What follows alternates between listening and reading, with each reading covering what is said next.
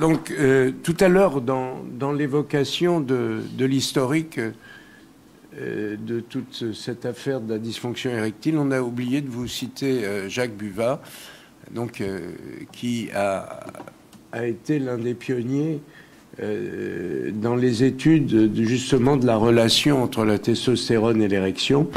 Et donc il a une énorme expérience dans ce domaine et je pense qu'il va nous en faire bénéficier maintenant. Donc quel dosage utile aujourd'hui, comment l'utiliser? Je crois que c'est la partie pratique de l'exposé théorique que Pierre vient de vous faire. Et je crois que c'est un élément très important. Excusez-moi, je suis un peu enrhumé. C'est un élément très important parce que, effectivement, il y a débat dans le corps médical. Les endocrinologues sont extrêmement timorés, bien que Jacques en soit un éminent, mais la plupart de ceux qui gouvernent nos sociétés savantes sont extrêmement timorés dans l'utilisation des hormones, en particulier de la testostérone. Et il y a un grand débat en plus sur testostérone et prostate, qui est en passe d'être réglé, mais qui est encore parfaitement en discussion aujourd'hui, en tout cas en France. Voilà, Jacques, si tu veux bien nous faire bénéficier de ton expérience. Merci beaucoup, Ronald, de tes propos flatteurs. Merci de ton invitation. Merci aussi à Patrick, bien sûr.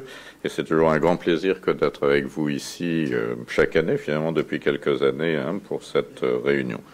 Alors, mon exposé, comme tu l'as dit, va être essentiellement pratique. Hein, je ne pourrais pas être extrêmement détaillé vu le temps. Les dosages utiles et quel traitement en 2009. Hein.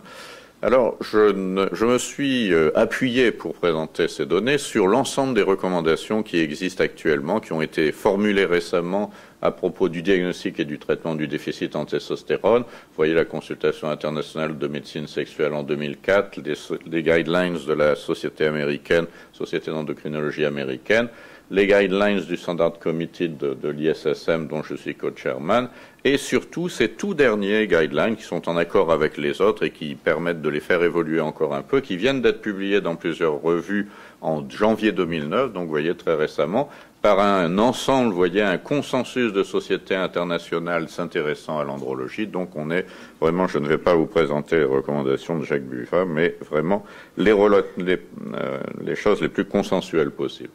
Alors j'aurais voulu vous parler un petit peu plus de la question de la testostérone libre, de la testostérone biodisponible, mais je ne pourrais pas le faire dans les délais qui m'ont été impartis. Simplement, vous savez que théoriquement, une partie seulement de la testostérone qui n'est pas liée à des protéines circulantes exerce une activité biologique au niveau des récepteurs périphériques, que théoriquement, ces fractions de la testostérone liée à l'albumine, la testostérone libre, seraient les meilleurs marqueurs de l'androgénicité, auraient plus de valeur que la testostérone totale.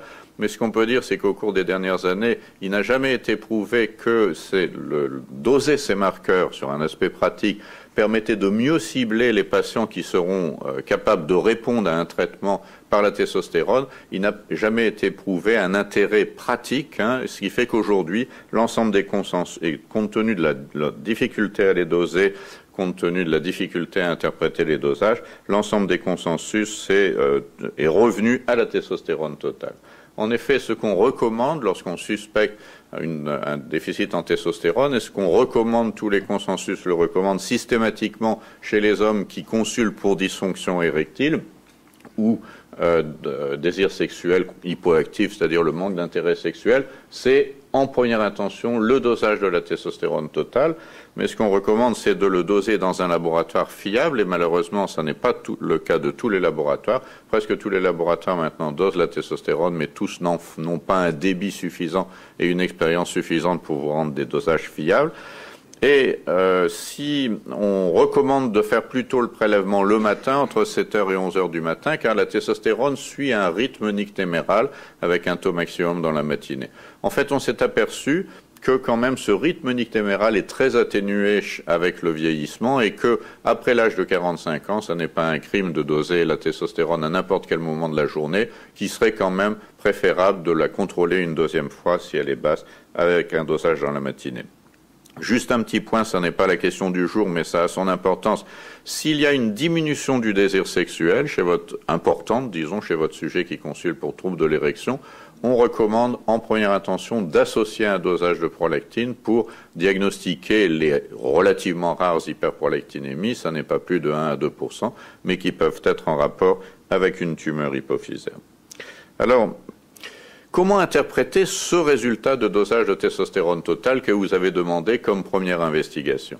Il faut savoir qu'il n'y a pas de limite inférieure de la norme pour la testostérone qui soit universellement acceptée, mais qu'il y a maintenant un accord général sur les conséquences pratiques des résultats de votre dosage de testostérone. Si votre homme a plus de, vous savez qu'on peut rendre les dosages en 2 types d'unités, s'il a plus de 3,5 nanogrammes par ml, ce qui correspond à 12 nanomoles par litre, eh bien cet homme a assez de testostérone pour fonctionner de façon optimale et il n'y a pas lieu de le traiter. S'il a moins de 2,3 nanogrammes par ml, ce qui correspond à 8 nanomoles par litre, eh bien il est extrêmement probable qu'il souffre quelque part d'un manque de testostérone caractérisé. Et s'il a effectivement des symptômes, il y a lieu de le traiter. Ceci entraînera habituellement des effets bénéfiques sur ces symptômes.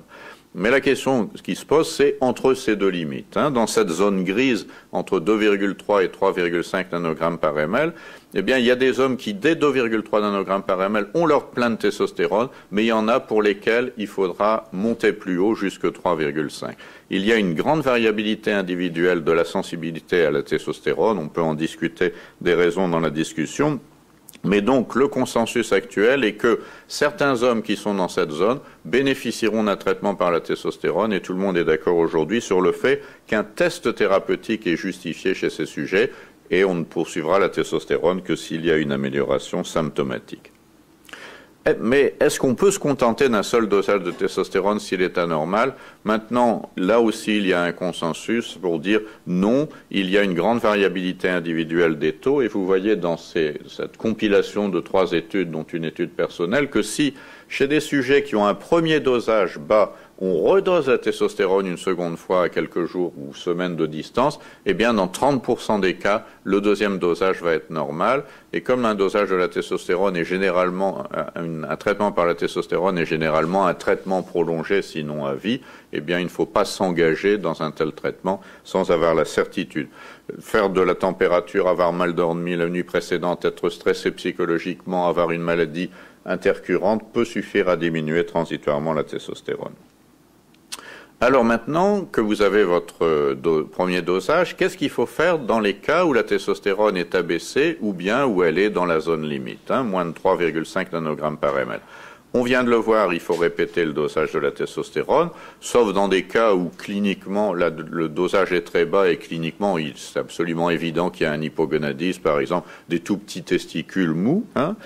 Mais dans les autres cas, il faut donc répéter ce dosage et si on se trouve dans la zone intermédiaire entre 2,3 et 3,5 nanogrammes par ml, c'est là qu'on recommande, qu'on dit il y a intérêt à associer un dosage des formes biologiquement actives, la testostérone libre ou la testostérone biodisponible, parce que ça va vous aider à vous faire une meilleure idée de la réalité d'un hypogonadisme.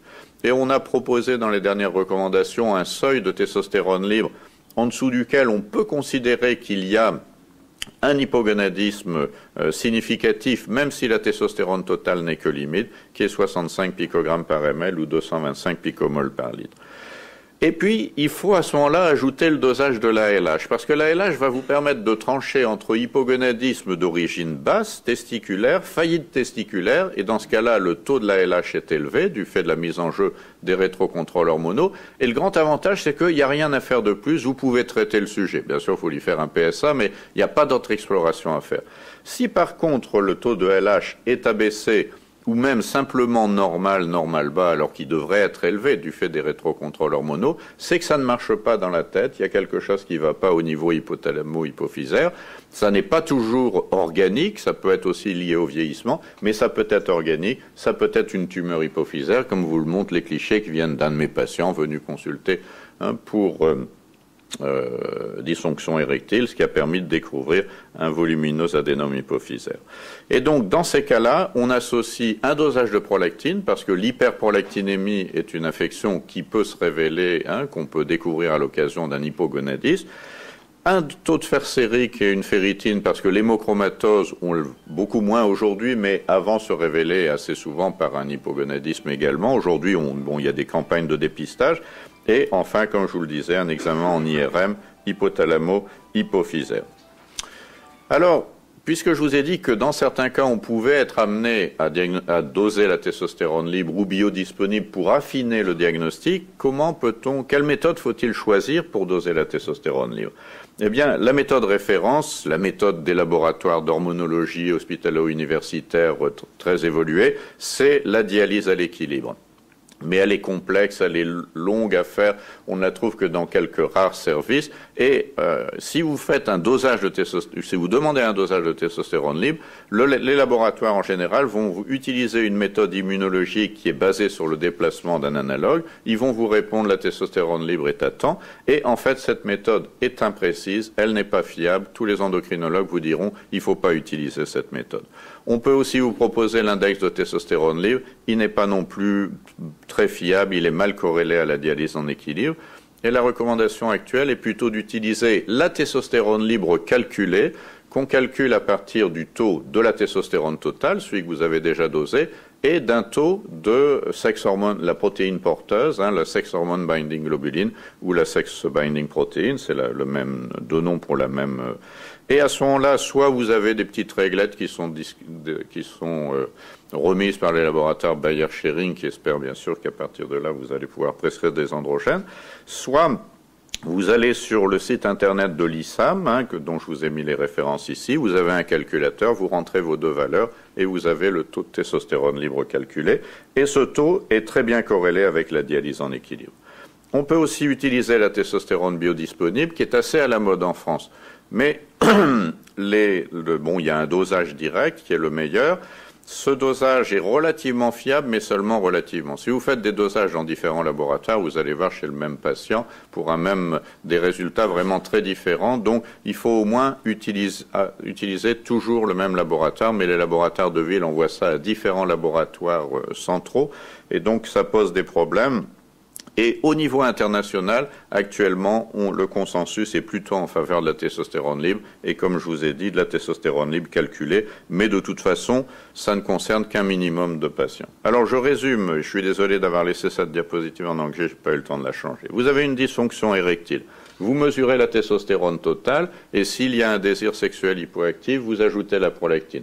À ce moment-là, vous pouvez vous trouver supérieur à 12 nanomoles par litre, ce sujet-là, vous pouvez laisser tomber, il n'y a pas de problème endocrinien. Ou vous êtes en dessous de 12 nanomoles par litre, vous dites je vais lui faire revérifier une seconde fois, et si vous êtes dans un taux seulement modérément diminué, vous dites j'ajoute la SHBG pour pouvoir calculer la testostérone libre calculée, j'ajoute la LH pour savoir si c'est du haut ou du bas, j'ajoute la prolactine parce que c'est un dosage à demander en cas d'hypogonadisme. Si le deuxième dosage est normal, plus de 12 nanomoles, eh bien vous dites il n'y a pas de problème hormonal, on laisse tomber, on se tourne vers autre chose. S'il est en dessous de 12 nanomoles par ml, à ce moment-là, vous regardez la LH. Si la LH est élevée, c'est d'origine périphérique, les testicules qui commencent à être foutus, à ce moment-là, vous traitez d'emblée. Si par contre la LH est basse ou normale, vous faites un IRM, un dosage de prolactine, un dosage de ferritine. Alors, pour ce qui concerne instaurer un traitement substitutif par la testostérone, l'indication ici est simple. Il y a une dysfonction érectile, un hypogonadisme, une diminution de la testostérone, on traite. Mais en règle générale, il faut savoir qu'en dehors de cette situation particulière, on ne traite que s'il y a à la fois une diminution de la testostérone biologique, vérifiée, et des symptômes compatibles avec la diminution de la testostérone. Bien sûr, la dysfonction érectile l'est, mais je vous dis ça en général, puisqu'on dose de plus en plus souvent cette hormone. On ne traite pas une diminution biologique isolée, on ne traite pas des symptômes qui pourraient correspondre si on n'a pas vérifié qu'il y a réellement diminution de la testostérone. Je n'ai pas le temps de voir les contre-indications, mais les seules qui soient définitives, c'est cancer de la prostate et du sein. Et encore, le cancer de la prostate, on vous a dit, c'est un peu relatif aujourd'hui, mais enfin, ça doit rester la règle. Bilan préliminaire et monitorage, essentiellement, ce qu'il faut faire, c'est un hématocrite, comme vous l'a dit Pierre, parce que s'il y a polyglobulie, elle risque d'être renforcée par le traitement. Et bien sûr, vérifier la prostate après 45 ans, toucher rectal et PSA. Bon, on ne va pas vous reprocher, si vous êtes angéologue, de ne pas faire de toucher rectal vous-même, mais à ce moment-là, il faut que vous travailliez en tandem avec un urologue, hein, dans la mesure où c'est indispensable, il faut surveiller, même si on pense qu'aujourd'hui, la testostérone n'est pas à l'origine de cancer de la prostate, mais que par contre, un hypogonadisme a pu masquer l'évolution d'un cancer de la prostate, la ralentir, et le jour où vous allez donner un traitement androgénique, eh bien, vous risquez d'avoir une flambée évolutive et bien sûr bien des soucis et votre patient encore plus. Et enfin, il faut évaluer les résultats. Dans le cadre de la dysfonction érectile, si après 3 mois vous n'avez pas un bon résultat, eh bien vous associez un IPDE5, si même certains l'associent même d'emblée. Et si au bout de 6 mois vous n'avez pas d'amélioration des symptômes vraiment liés à la diminution de la testostérone, eh bien le consensus c'est qu'on arrête le traitement, on ne continue pas le traitement s'il n'a pas de bénéfice clinique. Alors maintenant, donc, le traitement. On dispose en France de 6 spécialités qui sont des préparations de testostérone. L'indécanoate de testostérone par voie orale, c'est la Pentestone, qui est remboursée par la Sécurité sociale, ce qui est l'un de ses principaux intérêts, parce que, au niveau pharmacodynamique, vous voyez que ça n'est pas excellent. Vous avez, là, ce sont des jours, hein, et vous voyez que la première administration, 0 weeks, 0 semaine, eh bien, vous montez à la limite supérieure de la normale. Dans toutes mes diapositives, les pointillés vont vous montrer la limite supérieure et inférieure de la normale. Mais dès 4 semaines d'administration, du fait d'un processus d'activation enzymatique, vous n'êtes plus que dans le tiers inférieur de la normale, et dès 8 semaines, vous n'êtes plus qu'à la limite inférieure de la normale. Et donc, on arrive avec ce produit à la limite inférieure de la normale, mais ça n'est pas toujours suffisant pour certains sujets. Vous voyez, on est à 3, 2,8 nanogrammes par ml, pas plus. D'autres inconvénients de ce produit, il faut 2 prises par jour et un médicament que vous devez prendre 2 fois par jour, la compliance en général n'est pas excellente. Il faut le conserver au frigidaire, tout au moins tant qu'on n'aura pas la fameuse forme avec l'huile de castor, qui n'est pas de l'huile de castor mais de l'huile de ricin, et qu'on attend toujours mais qu'on n'a toujours pas en France. Son effet est modeste dans pas mal de cas. Et enfin, on ne peut pas utiliser le dosage de la testostérone pour surveiller les effets car elle n'augmente que pendant quelques heures après l'administration. Deuxième produit qui est remboursé, c'est l'androtardil, c'est l'énanthate de testostérone injectable. C'est le deuxième et dernier produit remboursé. Alors, l'avantage principal, outre son remboursement, c'est assez simple, une injection toutes les 2 à 3 semaines.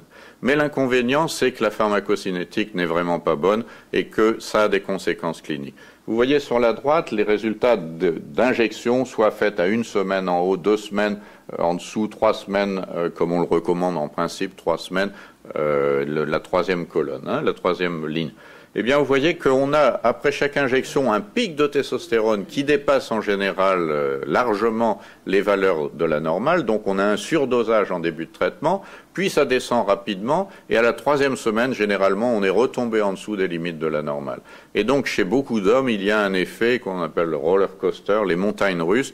Après l'injection, ils sont dopés, et à la fin, à la 3e semaine, ils sont complètement à plat, et donc leurs femmes n'aiment pas trop ça, et eux, en général, non plus.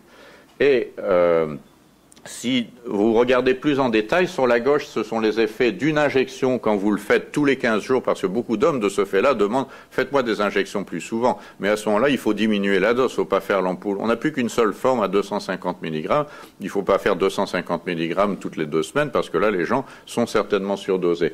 Et là, vous voyez qu'en faisant toutes les 2 semaines, la partie qui dépasse la limite de la norme en haut, c'est la testostérone totale. Vous voyez que ça dure 3 à 4 jours. Mais la biodisponible en dessous, la 2e ligne, vous voyez que c'est pendant 7 jours qu'ils sont surdosés. Et tout en bas, l'estradiol, vous voyez qu'ils sont en taux supraphysiologique pendant 10 jours, ce qui explique pourquoi on voit souvent une gynécomastie chez ces sujets-là. Et puis enfin, le point le plus important, c'est ce que vous voyez ici. Ici, c'était une étude qui avait comparé les patchs, mais pas les patchs à la française qu'on a maintenant et qui sont modernes, les patchs qu'on utilise aux États-Unis et qui étaient des patchs scrotaux, et à droite, l'androtardil, c'est l'hématocrite, les valeurs de l'hématocrite mesurées de semaine en semaine. Et vous voyez qu'avec les patchs, en fait, il y a très peu d'hématocrite qui dépasse les limites de la normale, tandis qu'avec l'androtardil, il y a une proportion vraiment très importante, et vous retrouvez ça en clinique, et vous trouvez à ce moment-là pas mal de gens qui sont à risque d'hyperviscosité sanguine, et donc à risque d'accident vasculaire, et on en a retrouvé pas mal comme ça. Alors maintenant, les formes remboursées, il y a 2 gels qui sont commercialisés. L'un s'appelle l'androgel et à 1%. Vous voyez, la pharmacocinétique est bonne. Ici, vous voyez, c'est la première dose et on monte très rapidement, c'est sur 24 heures dans les limites de la normale. Et vous voyez qu'après, au 30e jour, eh bien, avec le 50 mg qui est la dose qu'on utilise habituellement, on est bien dans les limites de la normale. Vous voyez que l'estradiol est dans les limites de la normale. La dihydrotestostérone, qui est le métabolite actif de la testostérone, un peu au-dessus, mais ce qui est important, c'est la somme dihydrotestostérone plus testostérone, et elle est en fait dans les limites de la normale. Les inconvénients, c'est que quand même, il faut se mettre ce gel, hein, et il faut le laisser sécher, ça demande 5 à 10 minutes. Il faut prendre des précautions vis-à-vis du risque de contamination. Il peut y avoir un passage de la testostérone à travers la peau, donc chez la partenaire, ça peut lui donner des boutons, mais ça peut aussi lui donner un peu d'hirsutisme, et peut-être que sur le plan cardiovasculaire, si c'est très bon pour l'homme, si la testostérone semble bonne sur le plan métabolique et cardiovasculaire, chez la femme, ça semble être l'inverse. Et si on est un papa poule, qu'on porte son enfant contre soi, la poitrine nue, eh bien c'est la même chose. Et puis par les serviettes. Et puis en fait, il n'y a avec l'androgel qu'une dose en pratique, la dose de 50 mg. Si vous voulez augmenter la dose, si 50 mg n'est pas assez, faut mettre 2 patchs. Et là, ça devient totalement rédhibitoire le coût parce qu'il faut mettre 2 boîtes par mois et on peut plus se le payer. Il y a un autre gel qui tend à pallier à ça, qui est le Fortigel, qui a été commercialisé plus récemment et qui a l'avantage d'être présenté dans des canistères qui permettent de doser. C'est un peu comme l'estrogel, vous voyez, on peut avoir une dose et on met soit 2 pressions, 4 pressions, 6 pressions. Donc on peut moduler la dose, l'adapter à chaque individu. La pharmacocinétique est quand même un peu particulière. Vous voyez ici, avec les 3 doses, 2 grammes de gel, 3 grammes, 4 grammes, vous voyez qu'on a un pic d'absorption très rapide et qu'on peut monter, on monte, là ce sont des moyennes, hein, au-dessus de 10 nanogrammes par ml, qui est la limite supérieure de la norme. Ça ne dure que 7 à 8 heures, mais a priori, on n'a pas vu de conséquences importantes, mais c'est quand même particulier. Alors, ce qu'on fait, c'est qu'au bout de 15 jours, on fait un dosage de testostérone, et en fonction du résultat, vous avez des règles. Si vous êtes au-dessus d'un certain chiffre, vous diminuez, vous augmentez, ou si vous êtes en dessous, vous augmentez. Et là, vous voyez que après 180 jours, 6 mois, on arrive, après avoir fait cette adaptation, à avoir un pic qui ne dépasse plus guère 10 nanogrammes par ml et, disons, un taux moyen des 24 heures qui est dans les limites de la normale. Les gens sont contents de ce traitement également. Il n'a pas d'autre... son seul inconvénient, c'est la pharmacocinétique dont on n'est pas absolument certain qu'elle ne pose pas problème, mais je ne pense pas personnellement qu'elle en pose après adaptation. Et puis on a en France depuis peu des patchs qui sont des patchs assez révolutionnaires parce que ce ne sont plus des patchs avec réservoir, ce sont des patchs matriciels très fins, 0,2 mm, qui ne donnent pas d'irritation cutanée comme le faisaient les patchs classiques américains, mais quand même c'est assez grand, hein. C'est pas du tout comme chez les femmes, vous voyez, sur le bras du monsieur, puis en plus on doit en mettre 2, donc 60 cm², ça vous fait plus de 10 cm de hauteur. La pharmacocinétique est très bonne, vous la voyez ici, il y a 3 doses qui permettent de s'adapter à chaque individu, on les laisse 2 jours et vous voyez que pendant 2 jours, on a des taux qui sont bien stables une fois qu'on a passé les 8 premières heures, et vous voyez qu'ici, hein, jusque 42 jours, 6 semaines, les taux restent tout à fait stables, alors que vous voyez ici ce que ferait dans la même période une injection d'énanthate de testostérone, c'est-à-dire d'androtardil. Hein. Il n'y a pas de comparaison en termes de pharmacocinétique. Les inconvénients, c'est qu'il faut quand même mettre 2 patchs tous les 2 jours. Bon, c'est pas très compliqué. Et c'est surtout la visibilité. Si vous allez à la piscine, sur la plage, si vous allez voir votre petit ami, vous pourrez pas cacher que vous avez un problème de santé. Et puis, il y a la dernière forme, qui est certainement une révolution dans le domaine, qui est les injections intramusculaires d'indécanoate de testostérone. C'est le même produit que celui qui est dans la pentestone, mais là, du fait du type de préparation, voilà les résultats de la première injection que vous faites. Vous voyez, vous êtes dans la zone hypogonadique, vous montez à environ 7 nanogrammes par ml, et vous descendez tout doucement, de semaine en semaine, et vous voyez qu'au bout de 6 semaines, vous êtes toujours dans les limites de la norme. Alors la recommandation, c'est de faire une deuxième injection après 6 semaines, et à partir de cette deuxième injection, voilà ce que ça fait. Vous voyez, vous montez à peu près 10 nanogrammes par ml très temporairement, et vous descendez assez lentement, et là maintenant vous êtes à 12 semaines. Et finalement, chez la plupart des hommes, vous pouvez faire une injection toutes les 12 semaines, donc 4 injections par an. Donc au niveau pratique, c'est extrêmement positif. Et il n'y a plus l'effet d'ondulation de montagne russe qu'on avait avec les nantates de testostérone. Et là, vous voyez à long terme, donc là, c'est des sujets, chaque fois qu'on leur refaisait une injection de testostérone tous les 3 mois, donc au moment où l'injection était pratiquement épuisée, donc au moment le plus bas, vous voyez que on se situait pratiquement toujours au-dessus, c'est pendant 8 ans, qu'on se situait, ce sont des semaines ici, pratiquement toujours au-dessus de 3 nanogrammes par ml, la zone inférieure de la norme, et que le taux le plus élevé était à environ 9 nanogrammes par ml. Donc, il y a très peu de surdosage, l'hématocrite ne bouge pas beaucoup, on n'a pas de gynécomastie, etc. Mais l'inconvénient de ce produit, c'est aussi son avantage, c'est son activité prolongée qui fait que si une semaine après l'injection, quand vous rentre le taux de PSA que vous avez demandé, parce que quand il est revenu vous voir, on trouve un PSA qui est à 10 nanogrammes par ml et qu'on trouve un cancer, vous allez quand même être un peu gêné vis-à-vis du patient et vous ne savez pas si pour le patient c'est pas un problème. Donc aujourd'hui, les recommandations, même chose si vous trouviez quand même un hématocrite très élevé.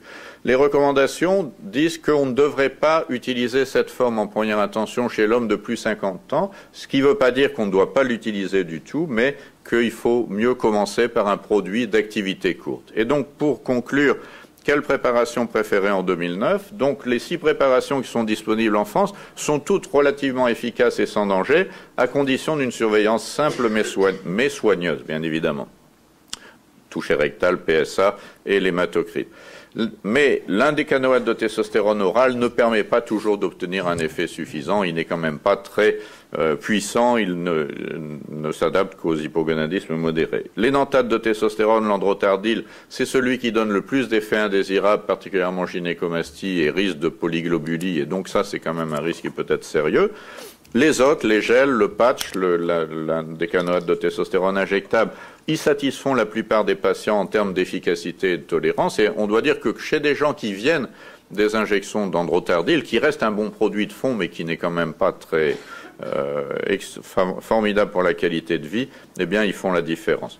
Et là, le choix est affaire de préférence personnelle, après information détaillée sur les avantages et les inconvénients spécifiques, mais le non-remboursement de ces 4 formes est un facteur limitant très important, et au bout de 3-6 mois, beaucoup de gens reviennent quand même en disant, vous savez, c'est quand même trop cher pour moi et je vais revenir à l'androtardil.